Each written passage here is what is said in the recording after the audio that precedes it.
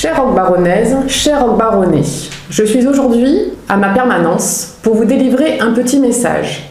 Vous pourrez le constater, pour ma part, j'ai les pieds bien posés sur terre. Vous avez reçu ces derniers jours notre tract dans votre boîte aux lettres.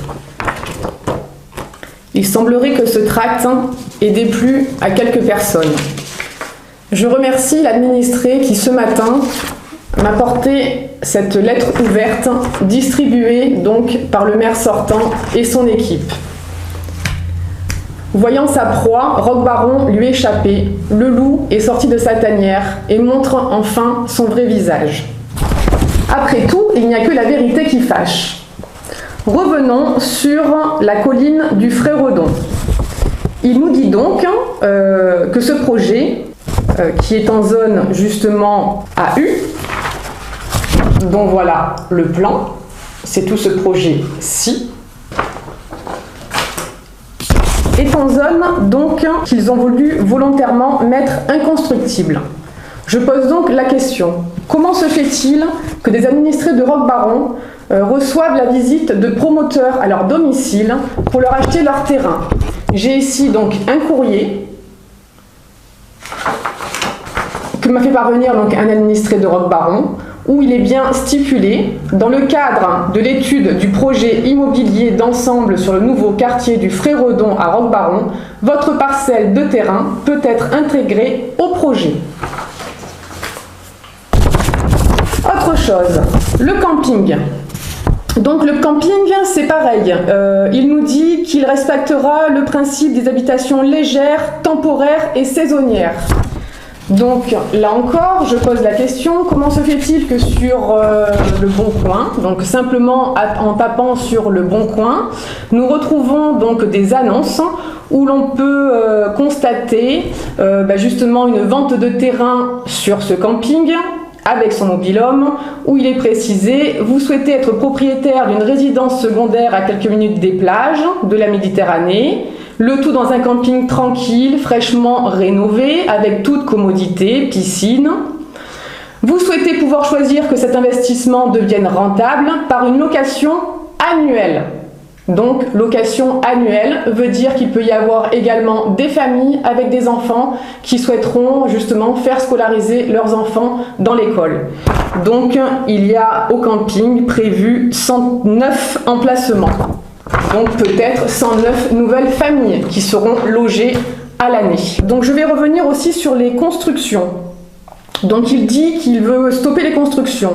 Donc, c'est pareil, on peut trouver également sur le Bon Coin des terrains, des annonces de terrains à vendre. Donc par exemple celui-ci, avec une belle publicité de ce qui était en fait la prévision de la ZAC 2, donc de la zone commerciale 2, sur lequel il y a un recours. Donc un terrain de 477 mètres carrés.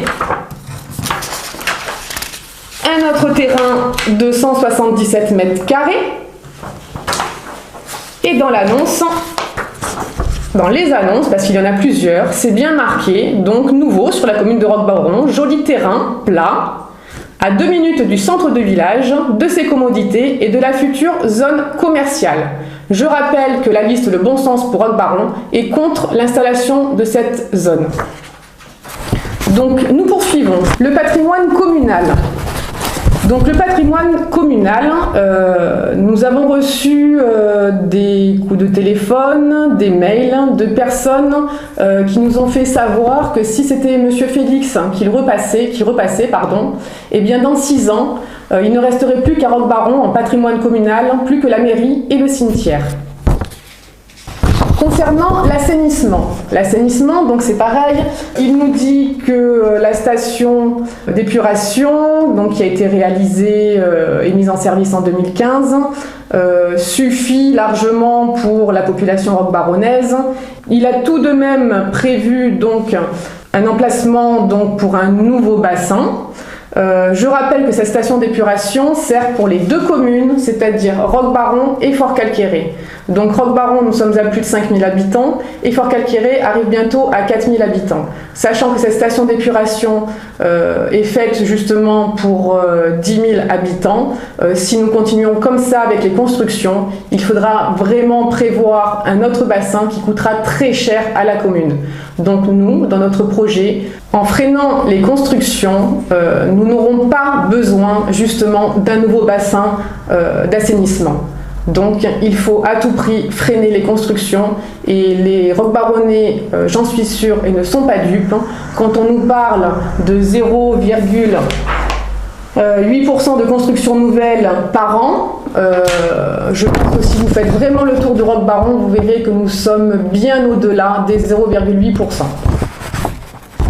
Je tiens à rappeler également que Roquebaron a connu une augmentation de la population importante, due au souhait du maire justement, et cette augmentation de la population a été un record dans le Var. C'est la commune dans le Var qui a vu sa population se multiplier beaucoup plus que toutes les autres communes.